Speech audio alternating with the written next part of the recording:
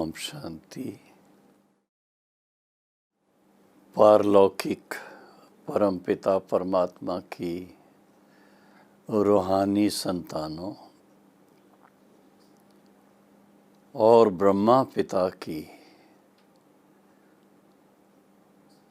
दिल तख्त नशीन लवली और लक्की संतानों, बाप दादा के नैनों के नूरे रत्नों, आप सभी को, चाहे आप भारत में हैं, चाहे आप विदेश में हैं, आप सभी को विशेष बाप दादा की कुछ ऐसी बातें आज सुनाएंगे जो आपको भी अच्छी लगेंगी, जो हमें आज दिन तक प्रेरणा देती रही हैं, उमंग दिलाती रही हैं,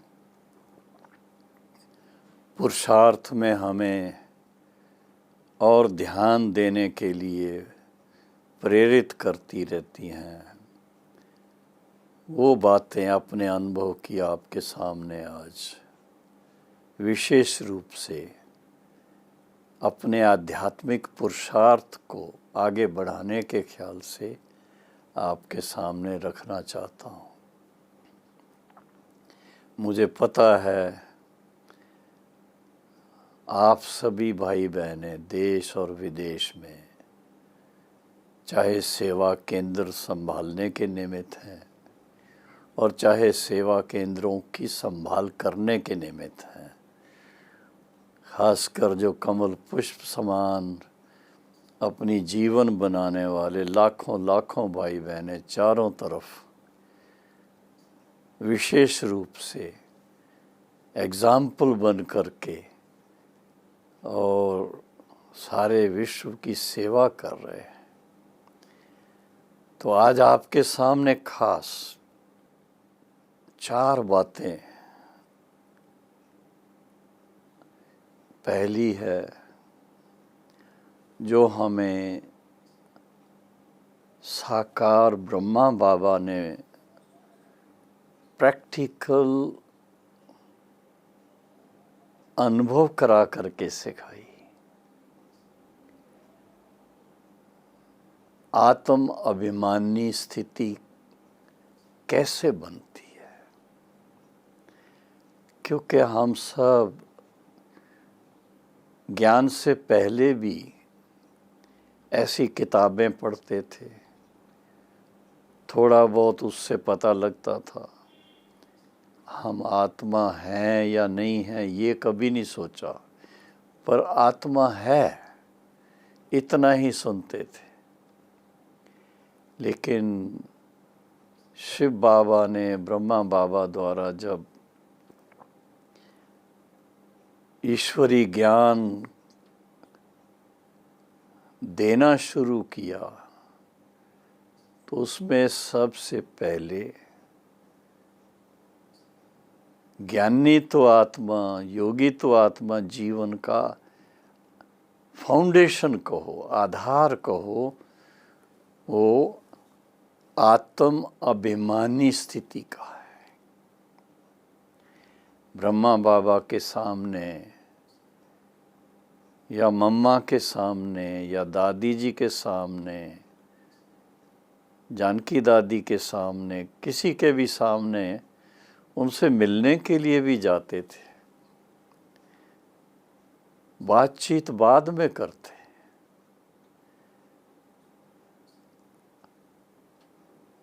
पहले पहले वो रूहानी दृष्टि हम अनुभव करते। मैंने तो साकार ब्रह्मा बाबा को अपनी आँखों से देखा, चाहे बॉम्बे में, चाहे मधुबन में, चाहे दिल्ली में। बड़े बड़े लोगों के साथ जब बाबा मिलते थे, सबसे पहले तो उनका मिलने का तरीका ही वो तपस्वियों वाला था। फर्श के ऊपर गालीचा बिछा हुआ और गालीचे के ऊपर सफ़ेद चादर बिछी हुई। जो भी कोई आए हैं, मुझे कुछ थोड़ा सा ख्याल रहता है, मेरे सामने भारत के सुप्रीम कोर्ट के चीफ जस्टिस सिन्हा अपने परिवार के साथ माउंट आबू आए थे और ख़ास बाबा से टाइम लेकर के मिलने के लिए आए थे। और वो मुझे याद है, मेरी आंखों देखी बात,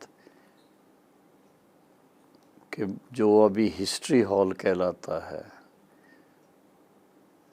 उस समय तो वही क्लासरूम था। हिस्ट्री हॉल में, पांडव भवन में, माउंट आबू पर नीचे दरी बिछी हुई थी, उसके ऊपर सफ़ेद चादर बिछा करके नीचे बैठ कर के बाबा उनसे मिले। वो भी भले अपने सूट में थे, टाई लगाई हुई थी, सब था, लेकिन बाबा नीचे बैठ कर के मिल रहे हैं तो वो भी नीचे बैठ कर के मिलेंगे। बाबा ने बल्कि उनसे कहा भी, बच्चे नीचे बैठने में तकलीफ़ तो नहीं होगी, नहीं तो कुर्सी मंगाएं। तो बोला नहीं बाबा, हम बिल्कुल ठीक है। और उस समय मैंने देखा बाबा ने पहले जज साहब, उनकी पत्नी, उनका बेटा, उनकी बहू, सभी को रूहानियत की जो दृष्टि है, आत्मिक दृष्टि कहो,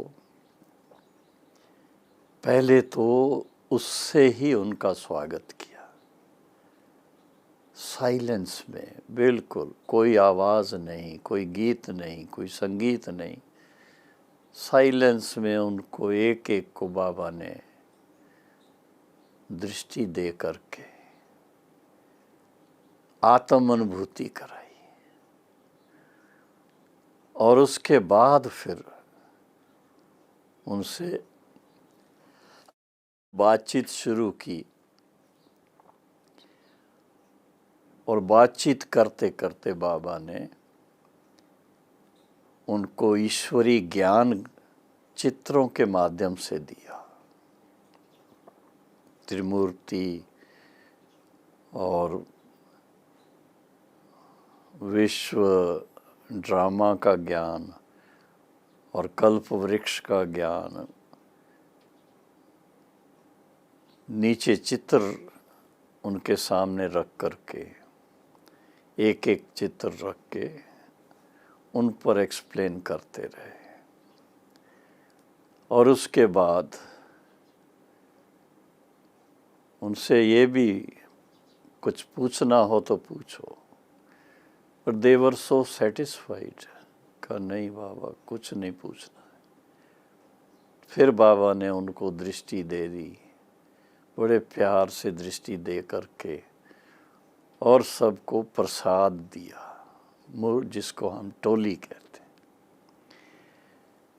लेकिन वो जो सीन थी वो मुझे याद है कि बाबा ने खुद दृष्टि दे करके उन आत्माओं को सो अनुभूति कहो, आत्म अनुभूति कहो, आत्म अभिमानी कहो, उसका अनुभव करवाया। और ये फाउंडेशन है आध्यात्मिक ज्ञान की जीवन का। आध्यात्मिक जीवन जो है उसका फाउंडेशन है पहले पहले तो आत्म अभिमानी होकर के कैसे रहना है, और फिर ऐसे चलते चलते जब प्रैक्टिस करते हैं, करते करते ऐसी स्थिति भी आ जाती है, देह में होते भी विदेही बन जाते हैं। हमारे कुछ अति प्रिय भाई, देवशरण दादा हम उनको कहते थे। देवशरण दादा खास यज्ञ के लिए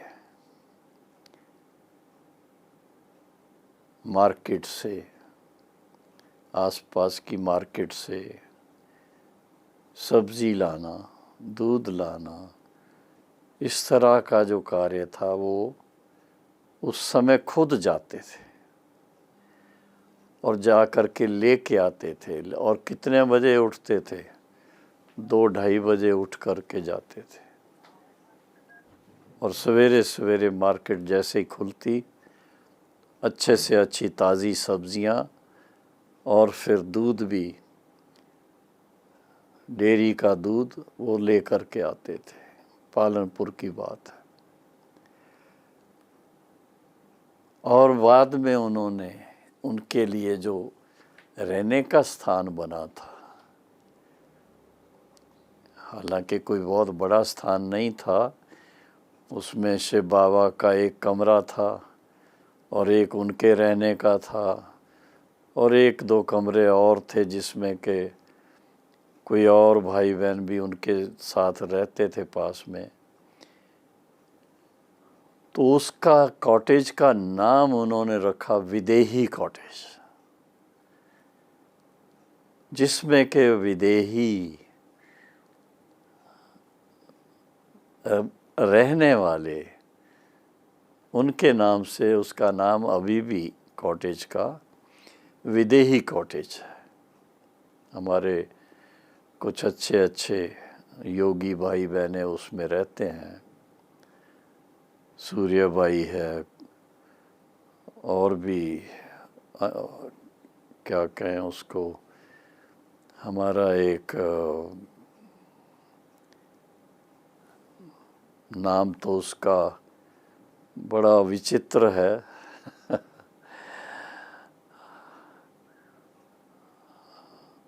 हम उसको कहते हैं नवाब भाई, तो वो भी वहाँ रहता है और भी रहते हैं।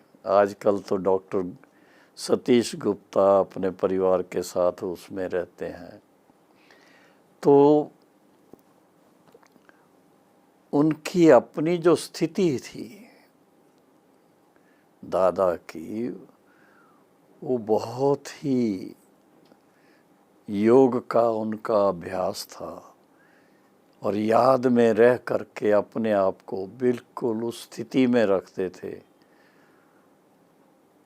बोलना कम और अपनी उस मस्ती में रहना, अपनी सेवा से मतलब और किसी से कोई लेना देना नहीं।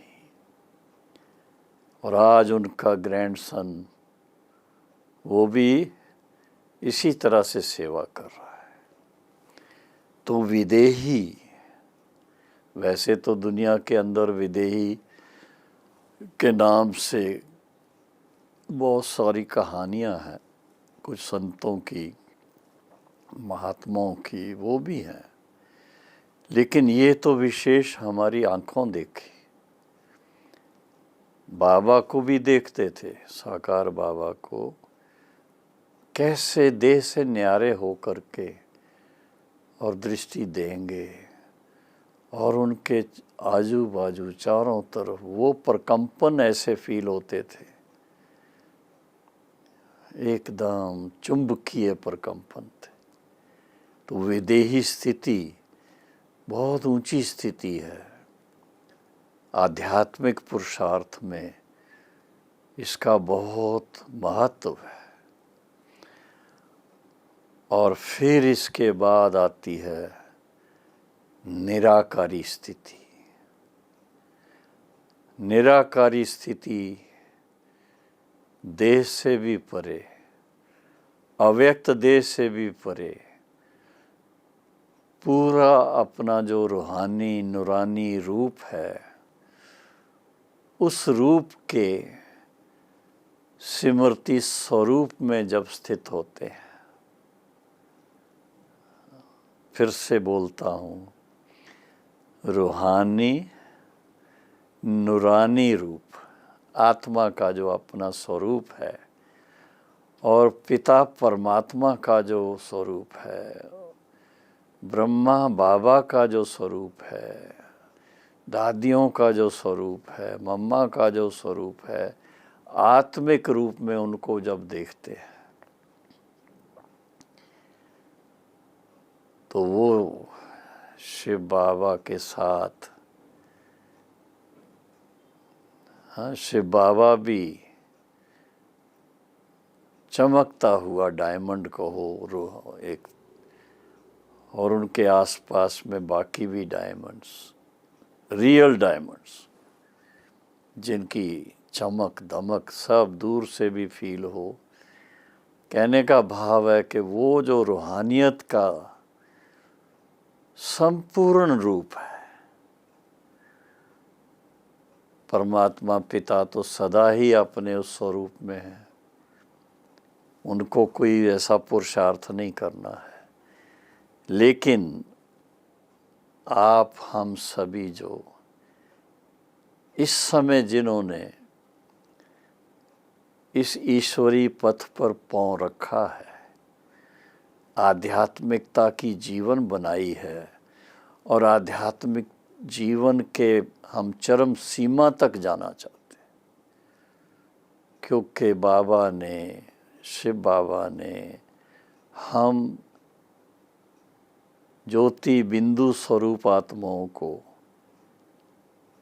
इशारा दिया है कि आप चेतन दीपक हो, चमकते हुए सितारे हो। लेकिन हर सितारे की रोशनी अपनी होती है, चमक अपनी होती है। तो जितना शिव बाबा के समीपता में रहेंगे, उतना ही आपका आत्म स्वरूप का जो साक्षात्कार होता रहेगा, उसकी चमक मालूम पड़ती रहेगी, आपके मस्तक से, आपके नैनों से पता लगेगा। तो वो निराकारी स्थिति जो है, देश से न्यारे, अव्यक्त वतन से भी परे, परम धाम के उस बेहद के रूहानियत में, जहाँ की नेचुरल जो लाइट है, रेड इन्फिनिट लाइट, उसमें हम चमकते हुए अमूल्य सितारे कहो, डायमंड्स कहो, शिव बाबा के आसपास अपने आप को महसूस करते हैं। और अनुभव ये कहता है कि जितना इस स्थिति का अभ्यास करते हैं, उतना आत्मा का जो कोई भी फ्लॉ होगा वो निकल जाएगा। कोई छोटा मोटा कोई कर्म का हिसाब किताब होगा, वो भस्म हो जाता है, निकल जाता है, और आत्मा बिल्कुल फ्लॉलेस डायमंड की तरह चमकती है। तो निराकारी स्थिति का अभ्यास विशेष रूप से अमृत वेले बहुत सहज होता है।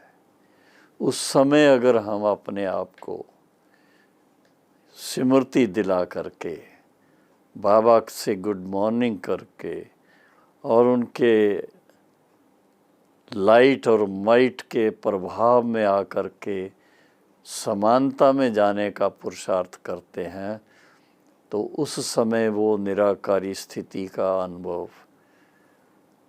ऐसा अमूल्य है, जिसका वर्णन शास्त्रों के अंदर भी किया गया है। वो अति इंद्रिय सुख है, इंद्रियों के सुख से परे का सुख है। उसमें जो बेहद असीम और इतना गहराई का जो अनुभव, अव्यक्त स्थिति का अनुभव को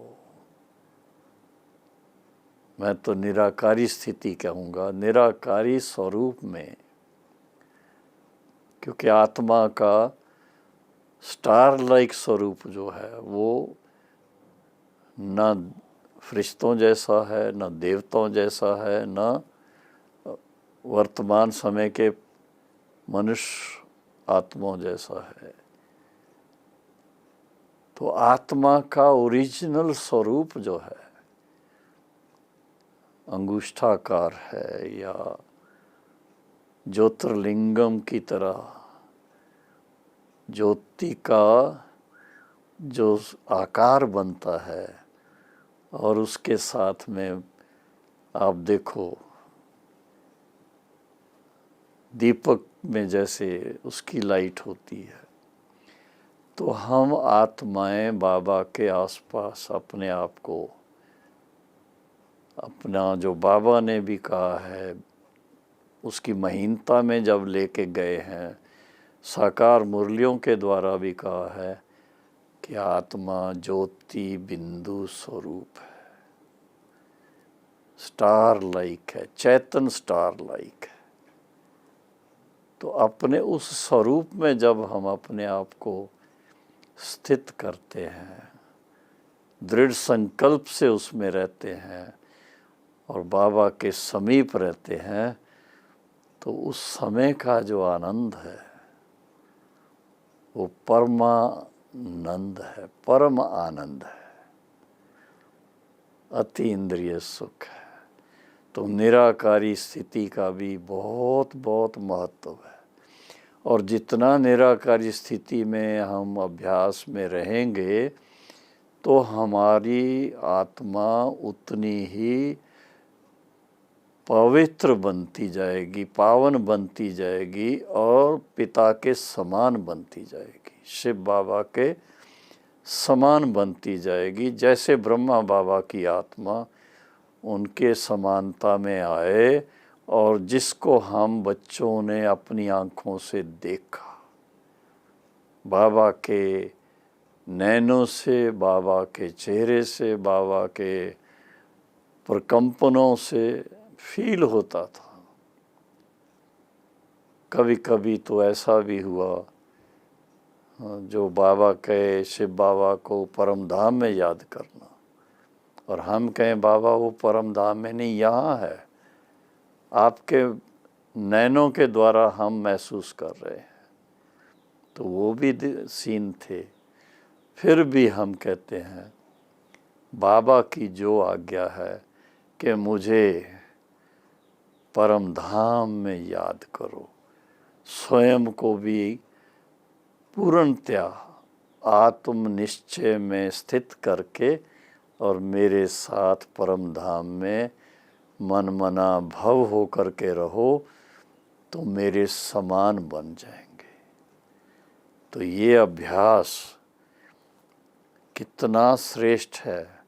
और इसमें देखा गया हमारा जन्म जन्मांतर का जो कर्मों का हिसाब किताब है वो भस्म हो जाता है और हमारे अंदर नई ऊर्जा वो आ जाती है, वो पैदा होती है, जिससे कि हम भविष्य के लिए अपना भाग्य बनाने में बहुत बहुत बाबा की श्रीमत के अनुसार अपना तन से, मन से, धन से, अपने जो भी संबंध हैं उससे अनेकों की सेवा के निमित्त बन सकते हैं। और सेवा तो आप सब जानते हो, सबसे श्रेष्ठ सेवा है किसी को परम पिता परमात्मा का परिचय दे करके और उनको भी आप समान बनाना। और बाबा तो कहते थे आप समान नहीं, बाप समान बनाना। तो आप सब भाई बहनों को विशेष बाप समान बनने की बहुत बहुत शुभकामनाएं। ओम शांति।